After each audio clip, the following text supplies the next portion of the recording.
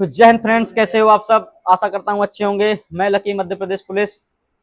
दोस्तों, यदि आप भी कर रहे हो एमपीएसआई की तैयारी, यदि आप भी चाहते हो कि आपके कंधे पर दो सितारे लगें, तो ये वीडियो आपके लिए बहुत खास होने वाला है, क्योंकि इस वीडियो में मैं बात करने वाला हूँ कि एमपीएसआई की तैयारी कैसे करें। ए टू जेड जानकारी देने वाला हूँ कि मैं कैसे करने वाला हूँ, आप कैसे कर सकते हो मेरे साथ। तो सारी चीजें अपन जानेंगे इस वीडियो में। तो अभी तक आपने चैनल को सब्सक्राइब नहीं किया तो कर लेना, क्योंकि इस वीडियो से आपको बहुत सारी चीजें सीखने को मिलेंगी। तो चलिए बिना समय गंवाए हुए अपन स्टार्ट करते हैं। दोस्तों, आपको पता है कि 9 साल बाद भर्ती आई थी एमपीएसआई की, और 2025 का एग्जाम हुआ था प्री, फिर उसके बाद मेंस हुआ था, फिर उसके बाद आपका फिजिकल हुआ था, फिर इंटरव्यू हुआ था।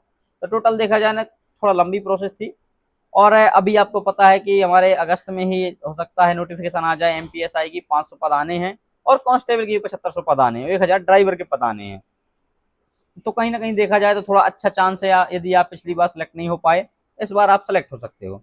मैं आपको एक स्टोरी बताता हूँ, फिर इसके बाद स्टार्ट करते हैं तैयारी की रणनीति।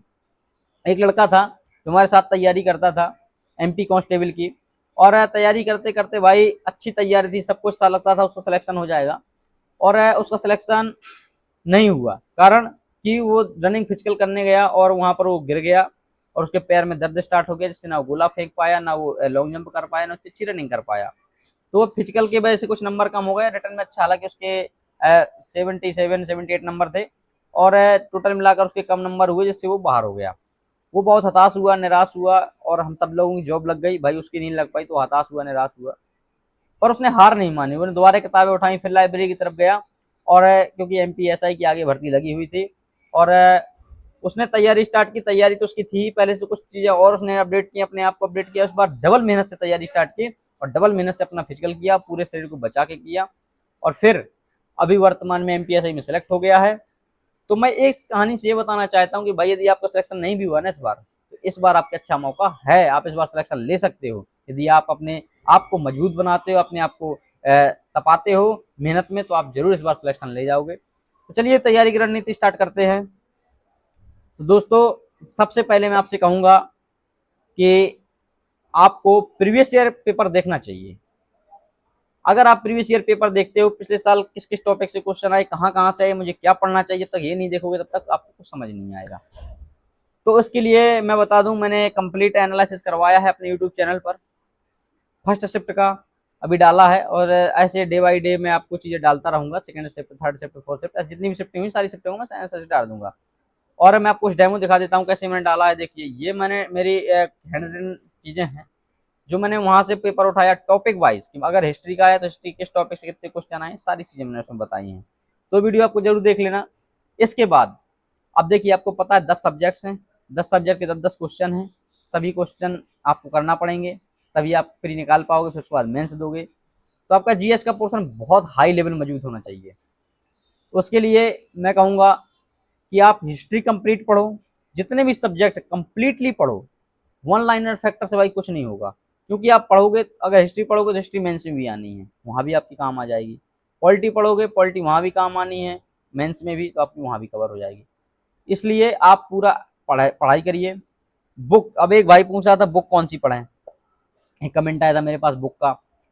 तो बुक का देखो मैं बता दूं, आपने रिटन नोट्स बनाए होंगे, हैंड रिटन नोट्स, तो वो पढ़ लो। उसके बाद मैं तो वर्तमान में भी लगा रहा हूँ जीएस सुधा, उससे पढ़ता हूँ कुछ चीज़ें, वो पढ़ लो। और यूट्यूब पर बहुत सारी जड़ी हैं, तो वो पढ़ लो। यदि आपके पास वो भी नहीं है, किसी टीचर का बैच ले लो। मैं तो भाई एक चीज़ कहूँगा, किसी भी टीचर का आप बैच ले लो, कंप्लीट चीज़ें मिल जाएंगी आपको वहाँ से।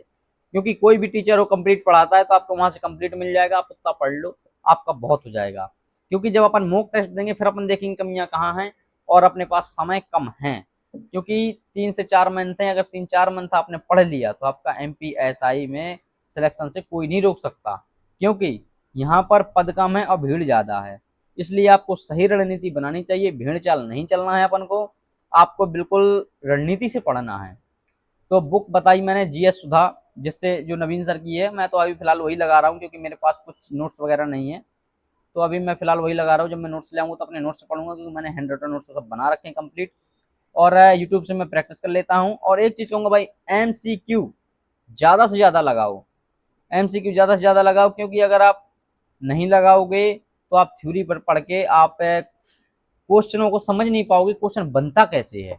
इसलिए आप प्रीवियस ईयर पेपर लगाओ। उसके बाद जैसे आपने मान के चलो सिंधु घाटी सभ्यता पढ़ी, एग्जाम्पल बता रहा हूँ, सिंधु घाटी सभ्यता पढ़ी तो सिंधु घाटी सभ्यता में जितने क्वेश्चन आप लगा सकते हो उसके लगाओ, जहां से आपको सोर्स मिले।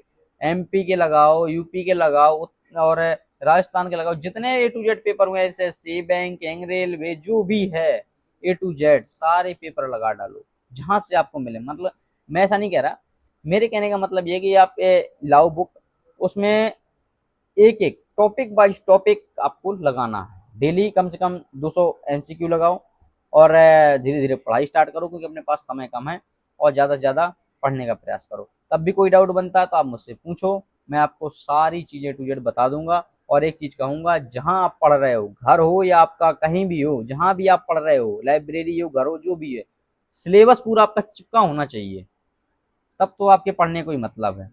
आपके सामने सिलेबस चिपका हुआ होना चाहिए, मतलब ऐसा कि अगर हिस्ट्री के 10 क्वेश्चन आने तो किन किन टॉपिक हिस्ट्री के, और फिर उसमें टिक करो कौन से मोस्ट इंपॉर्टेंट है, पिछले साल का पेपर देखो उससे टिक करते जाओ कौन सा इंपॉर्टेंट है। मिडावल हिस्ट्री से कितने क्वेश्चन बने हैं, 165 60 जितने भी बने ए टू जेड सारी सब्जेक्टों के, वो देखो। उसके बाद फिर खुद का एनालिसिस करो, खुद का दिमाग लगाओगे भाई अब मुझे क्या पढ़ना चाहिए, वहां से आपको सारी आइडिया मिलते हैं और आप भी 3-4 महीने में एग्जाम फोड़ दोगे। वीडियो पसंद आए तो लाइक करना, चैनल को सब्सक्राइब करना। और हाँ, मेरे पास थोड़ा समय का अभाव रहता है तो मैं आपके कमेंट का जवाब जरूर दूंगा। अगर इंस्टाग्राम में अभी तक मुझे फॉलो नहीं किया तो कर लेना, एजुकेशन एंड फिटनेस सेंटर करके मेरा इंस्टाग्राम अकाउंट है। वहां पर भी मैं बहुत सारे चीज़ों का जवाब दे देता हूँ, आपके ए टू जेड सारी चीज़ों का। पर्सनल कमेंट करोगे तो उसका भी मैं जवाब दे देता हूँ जब मुझे टाइम मिलता है। तो भाई आप लोग मुझे फॉलो कर लो, क्योंकि मैं आपको एक सही दिशा, सही रणनीति, और जो मैंने तैयारी कैसे की, मैं कैसे मध्य प्रदेश में सिलेक्ट हुआ, सारी चीज़ें उसमें डालूंगा मैं। और आपका छोटा भाई हूँ तो इसके हिसाब से आप जो भी चीज़ें बने नहीं बने, जो भी आपका डाउट हो आप मुझसे पूछिए। मुझसे नहीं बनेगा मैं खुद मना कर दूंगा, मैं आपको तरीका बता दूंगा, भाई आप यहाँ से पढ़ लो, यहाँ से चीज़ें कर लो, इससे पूछ लो। जो भी आपका डाउट है तो आप मुझसे पूछ सकते हो। अगर तब भी आपको कोई अगर नई चीज़ समझ में आई तो आप कमेंट करना, मैं आपको कमेंट के माध्यम से बता दूंगा। चलिए मिलते हैं नेक्स्ट वीडियो में, जब तक के लिए जय हिंद, खुश रहिए, स्वस्थ रहिए और अपनी पढ़ाई को आगे करते रहिए।